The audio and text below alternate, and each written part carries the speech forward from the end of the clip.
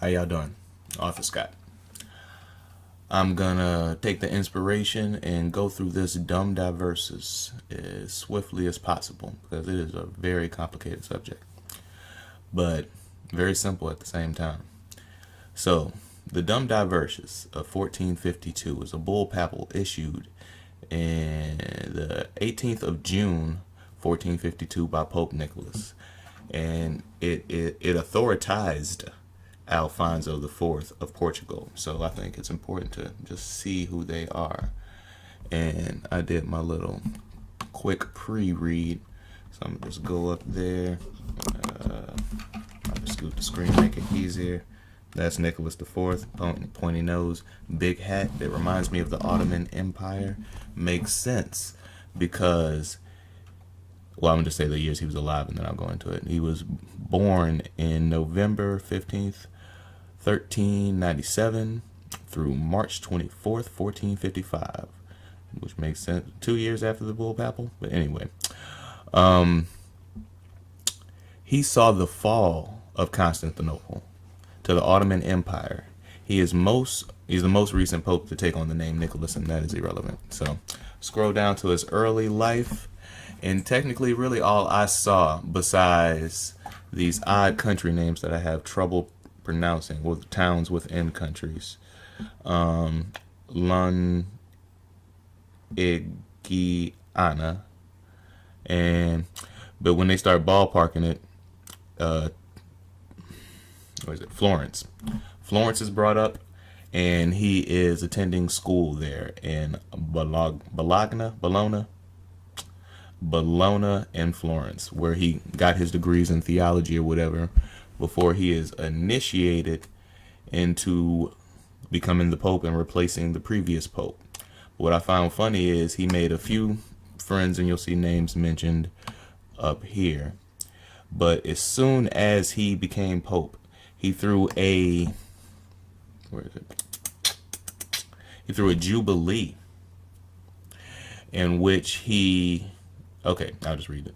In 1450, Nicholas had held a jubilee at Rome, and the offerings of the numerous pilgrims who throned to Rome gave him the means of furthering the cause of culture in Italy, which he had so much at heart. In 1452, he crowned Frederick III as Holy Roman Emperor, and that's a German king. But anyway, it goes on to the politics or whatever, you know what I'm saying. But we already see where somebody has gotten a seat and started replacing people. They named Frederick, but at the same time, the offerings to numerous pilgrims who you get what I'm saying. So there's a team being built, a new succession. Here to Alfonso the Fifth, who became, he was in. I'm gonna go back to the Bull Papal, but he's important. All right. So this guy, let's go my screen back. Sorry. I'll give the years he was born, and I'll go into it. 1432. He died in 1481. So he made it a little bit further in it. He's called the African, but it said he's Portuguese. A conquest of North Africa. Anyway, that makes sense. So anyway, but I thought it was funny that he became king at 6 years old in 1438 when his father died. So they put him under his mother's rule, and the people weren't having that.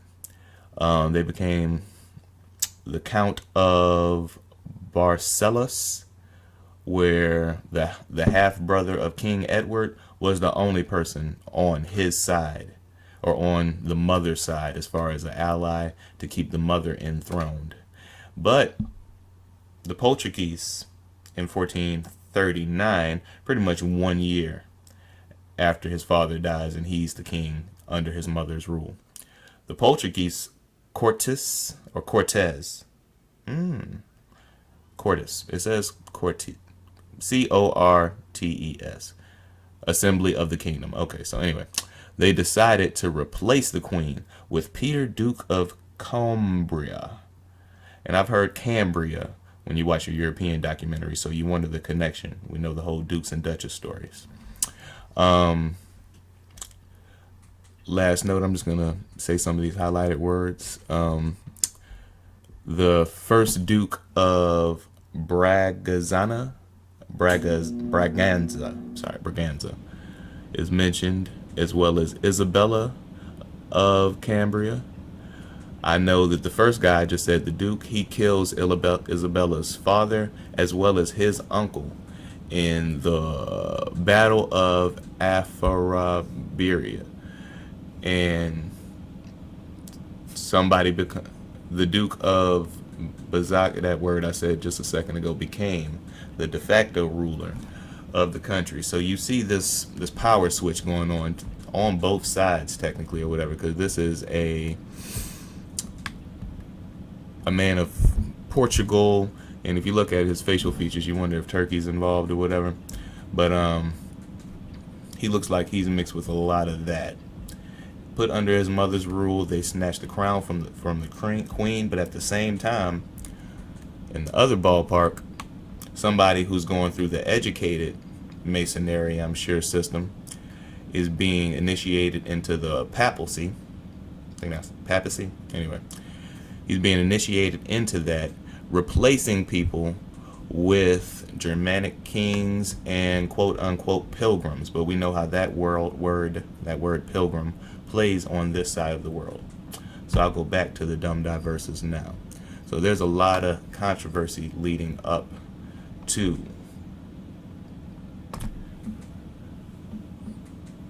the background of the Dum Diversas. By the summer of 1452, Ottoman Sultan Mehmed II had completed the Rumiz, that's a fortress, and it's named that word, that is highlighted and that can be clicked on here.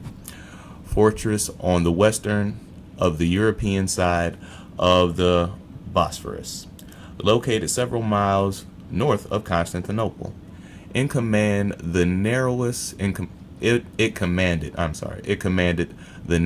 part of the Bosphorus. Period. Byzantine Emperor Constantine. That's an X and a 1, so that's the 11th. Yeah, I guess that's the 11th. Wrote to Pope Nicholas for help. Issued the year before the fall of Constantinople. I hate that word. In 1453. Okay, so the Dum Diversas is a 1452, but Constantinople falls in. Okay, so you see kind of why certain things are being replaced when I mentioned those two families. You know what I'm saying? They're playing a game.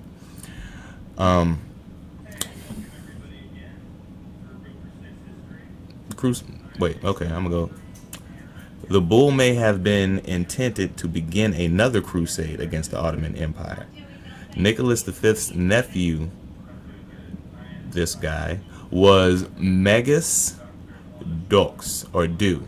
Because that looks like, in Louisiana, when we say Bo, and, you know, like free Mo, we kind of do that OUX thing. So, of the Byzantine Empire. It was not until Alfonso V of Portugal, that guy we just mentioned, responded to a papal call for aid against the Turks. The Pope Nicholas agreed to support the Portuguese claims regarding territory in Africa. Although some troops did arrive. Okay, so I'm sorry, I'm gonna finish the sentence and I'm gonna go into my thought. I'm thinking and reading at the same time. I'm sorry. Although some troops did arrive from the mercantile, I'm just going to leave that word there, city-states in the north of Italy, Pope Nicholas did not have the influence of the Byzantines thought he had over the Western kings and princes.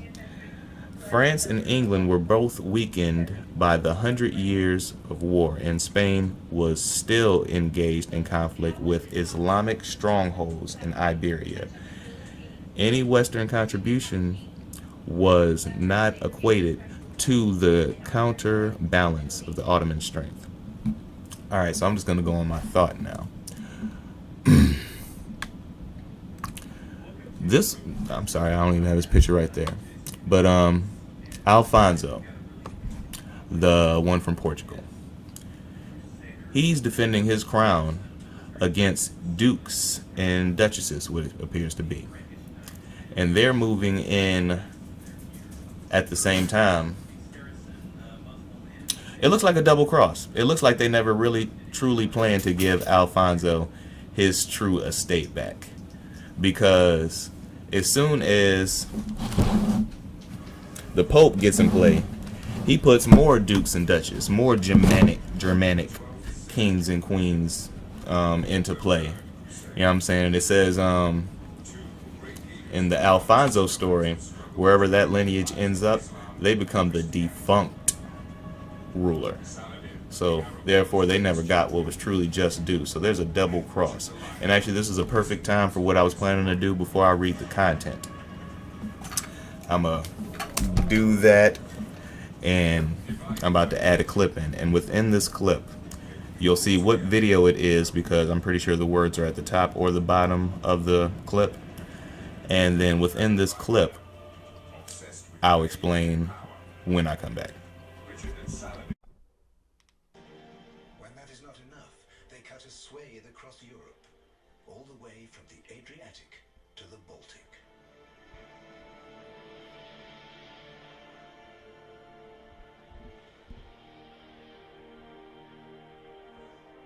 The Europeans have exploited their natural resources, leaving a continent where there are no fish in their rivers and less timber in their forests.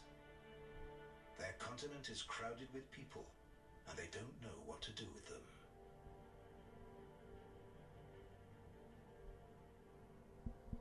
them. How y'all doing? I'm back. It's literally been 2 seconds. But in the clip you'll see trees falling.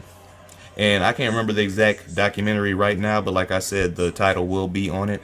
You'll see these trees falling in a massive succession, spreading throughout the European coastal lines, pretty much to a state of desolation. So therefore, in these expansions of trade routes and in these building of empires, they're really coming off of, like they said, that 100-year war in which they pretty much almost extinct themselves as far as the European Turkish connection to the Byzantine to the Roman. That whole chess play, that whole chess game almost wiped them out completely, and to the point that they had to embark on new adventures, new lands, new territories, new conquest in the name of religion, Christ. But when you see everything that I just read you about the families and politics, it is really families and politics. So anyway, families and politics for a purpose against natural people. But the content of the Dum Diversas, I'm sorry I'm scattered through this or whatever, but it's actually all part of the same nutshell in my opinion. To confirm the Portuguese trade rights to King Alfonso V, he appealed to Pope Nicholas V for support, seeking the moral authority of the church for his monopoly. King Alfonso was trying to strengthen and support his monopoly.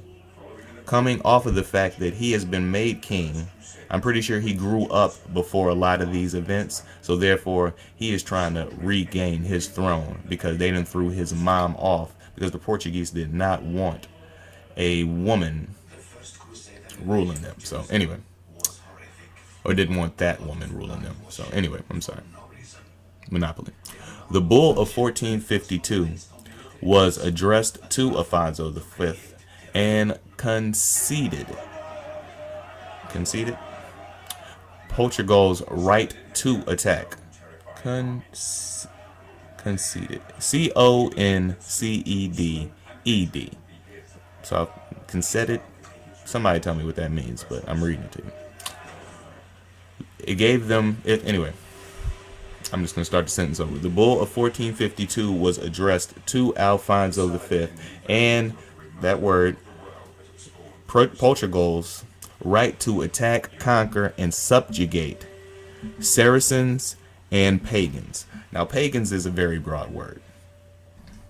Anyone not following the rule of the day or the belief of the day is pagan.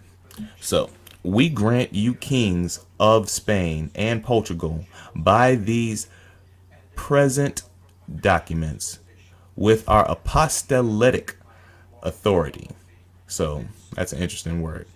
Full and free permission to invade, search out, capture, and subjugate the Saracens and pagans. If you can go as broad to say Saracens to give a specific people, why do you leave pagans so broad? And other unbelievers and enemies of Christ, wherever they may be, as well as their kingdoms, duchies, countries, principalities. So within principalities, you have all belief systems, all forms of knowledge, all things that are stated to be true or at least conceivable in thought that is documented within the people, as well as spoken word, as what is that called? Oral traditions, passed down teachings. Those must be forgotten. Those must be subjugated. And other property. And to reduce their persons to perpetual servitude. Perpetual servitude. Servitude passed down through lineage. Servitude passed down through position. I'm sorry, I'm getting off. I'm sitting one way, I'm going to sit another way. Anyway.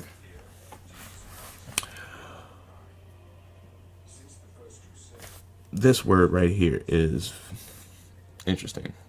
Wilhelm Grew, I guess his person name, finds the Dum Diversas essentially geographically unlimited in its application.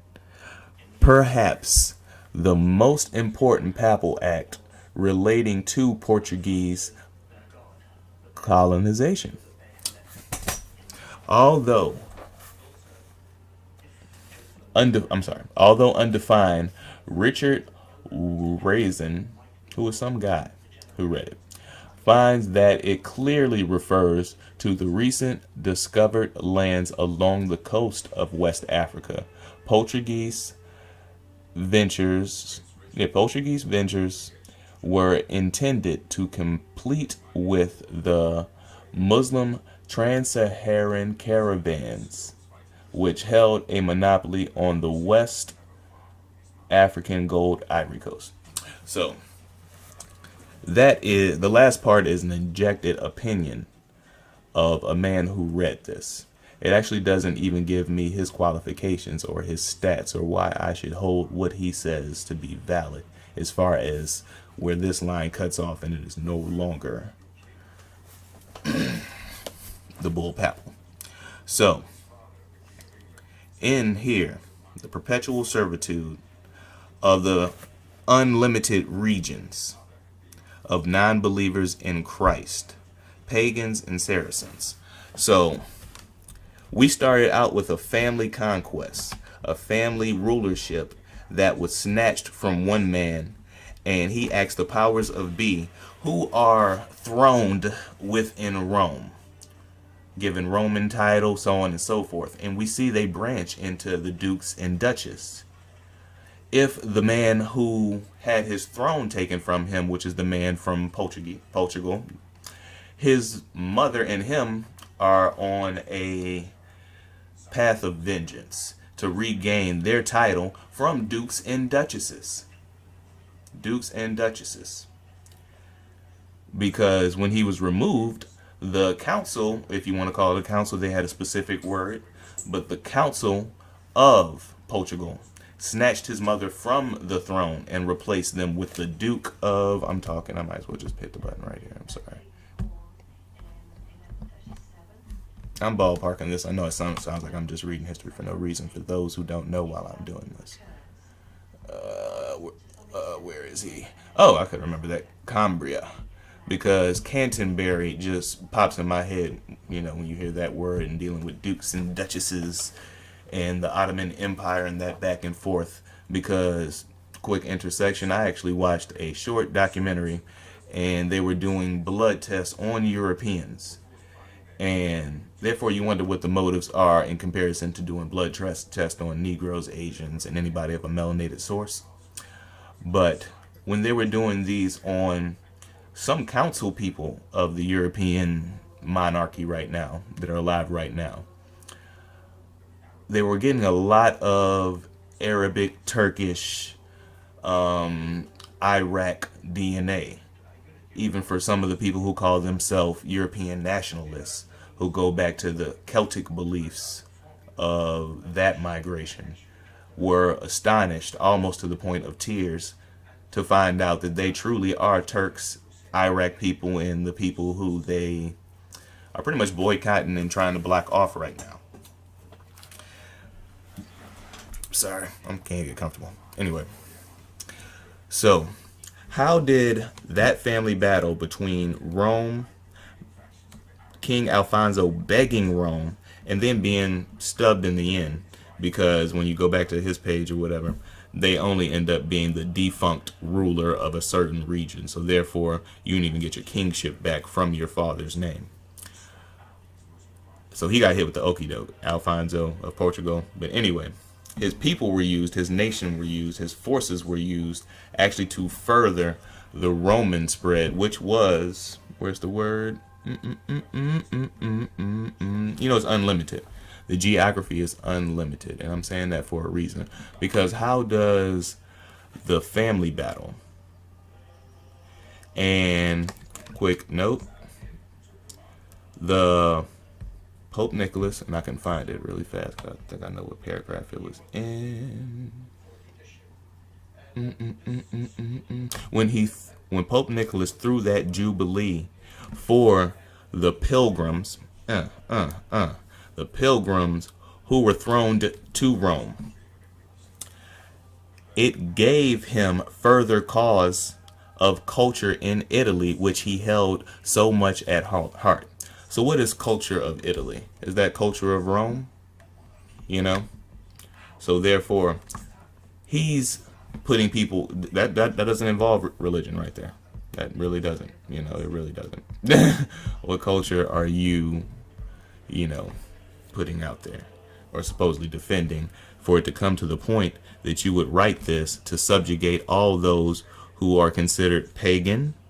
And if you're talking about Roman culture, then pagan within, and enemies of Christ. So just to say I did it, open up a new window.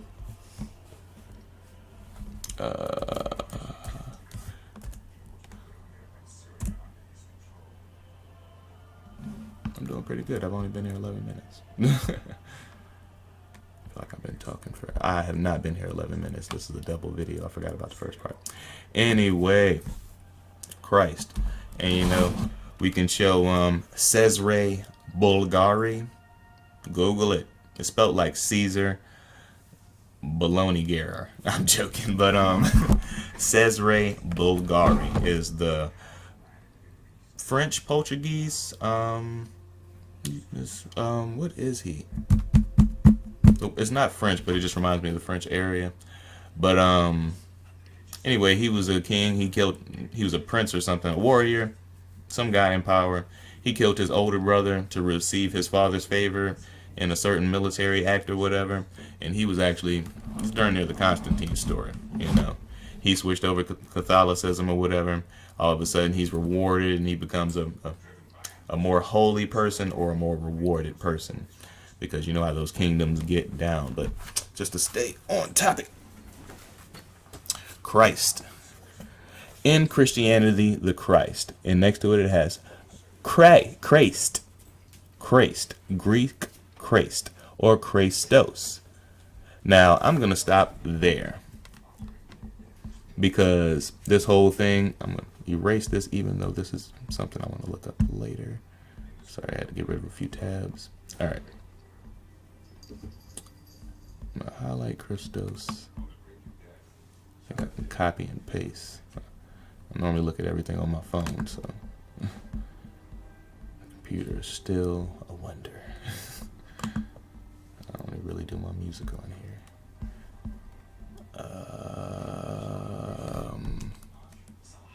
Yeah, that's good. Give me the actual word. Because it gave me Christ again. So I'm going to go down here, and it actually has those weird Roman letters. And that just gave me what looks like pretty much a blank page. So here's Christos' definition and meaning.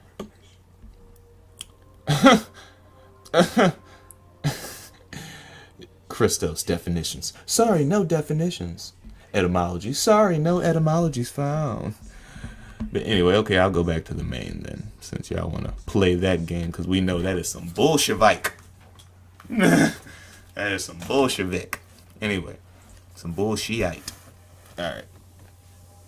Anyway, I'll just read it.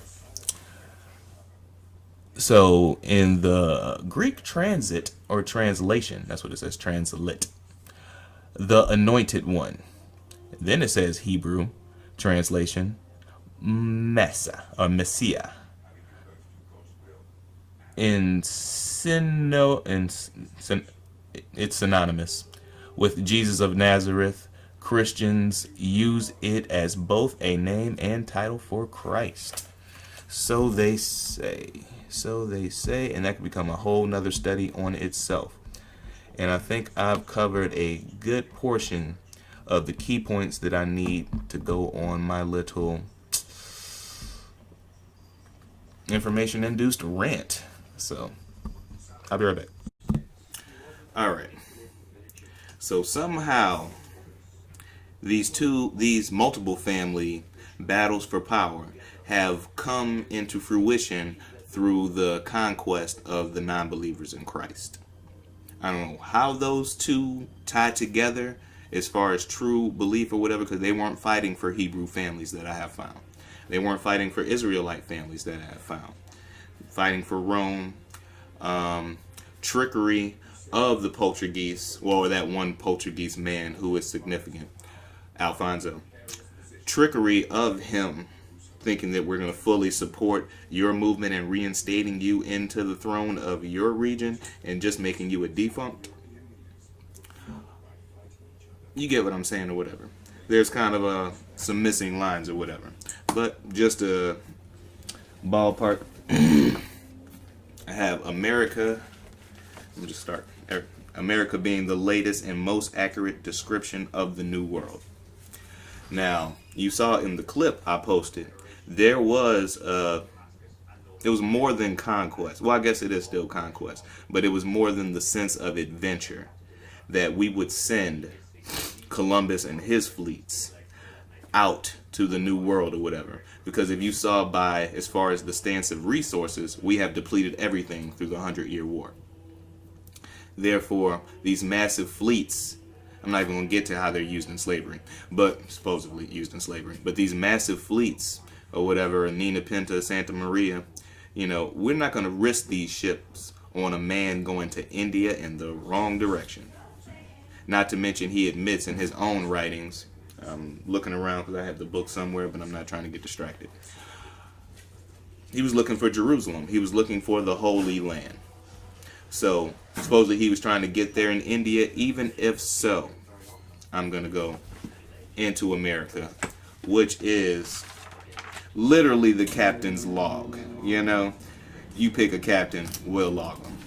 Or he has been logged. So, I have a few pages saved just for visual purposes.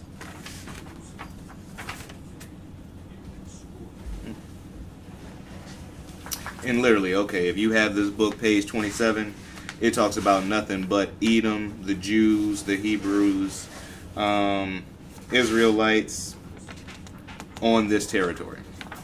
or being a possibility that they have populated these territories. That's not what I'm going for. I'm trying to make this quick. I think I've already failed at trying to make this quick.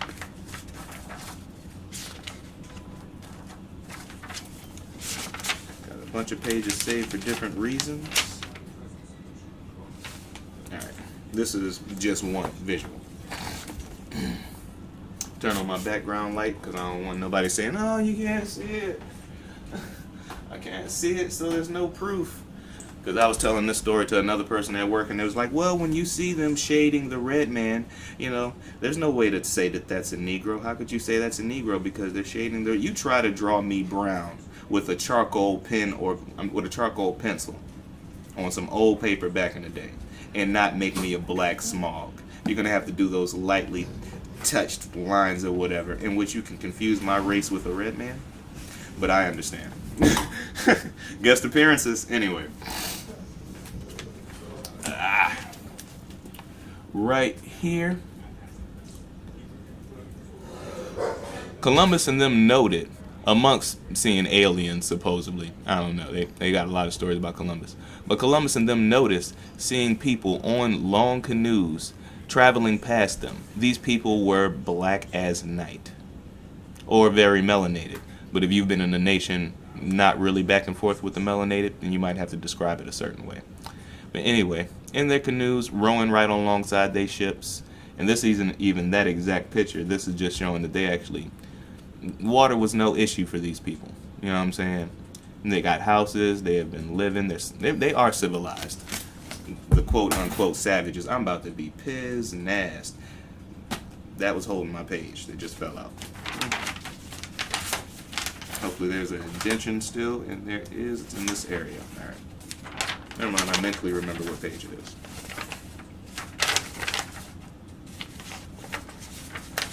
Bam, bam. All right.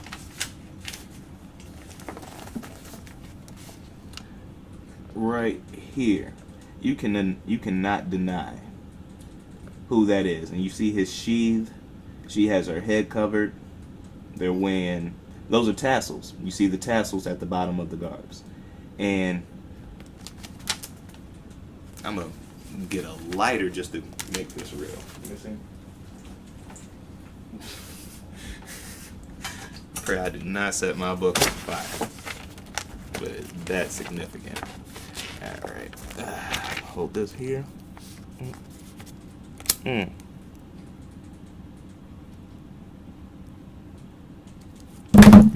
Brother is rocking the curls on page 176. They actually have the indentions. You know how nappy hair get, or borderline nappy hair get, or whatever. Plus, I forgot to mention the sister in the background. They have melons, and they live in the life. Not to mention, I can see in the back. That's the top of a structure. So these uncivilized, I'm sitting way too close. There. These uncivilized people were more civilized than you think.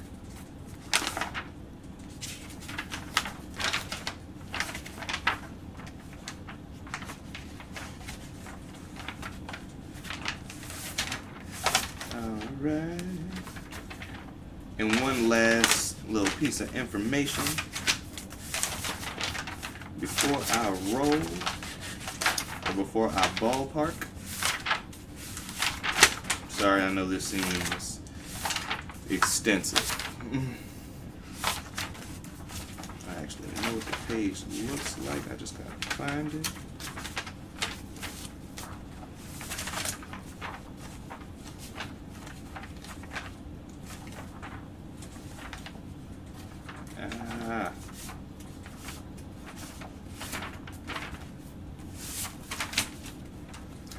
Anyway, not to waste any more of your personal time. You felt the thickness of that book, the thickness of the knowledge, and shake the camera.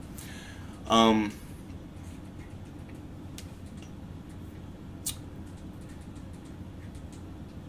sorry, I got distracted because it looks like my camera might have started over, so I hope I have all this footage. But anyway, I'm not going to get distracted. I'm going to finish ballparking. On letusfindthetruth.com, you can get your knowledge on or whatever. In the PDF section, you'll find books. You can find that book. In reading that book, you will come across a page where I feel like it's a Hernandez or something like that, one of those guys or whatever. You know, he just going through the brush, going through the forest, and he comes across the people in the midst of their little dance circle or whatever you want to call that, singing for Yeru, Yeru, Maskaloo. Jerusalem and Damascus. And he even writes in there, I think they are longing and missing Jerusalem and Damascus. We have a Israeli president who says the Hebrews left black and came back white, therefore there will no longer be peace. That area involves the Turkish Empire. That area involves the Ottoman Empire. Apparently now that area involves Nicholas, who's trying to further the cultures of Italy, Europe, and Rome. Europe and Rome, who have destroyed their entire portion, their entire inheritance, whether it be taken by force, have destroyed their entire inheritance through destroying the forests, all the wildlife, all the fisheries were empty at the time.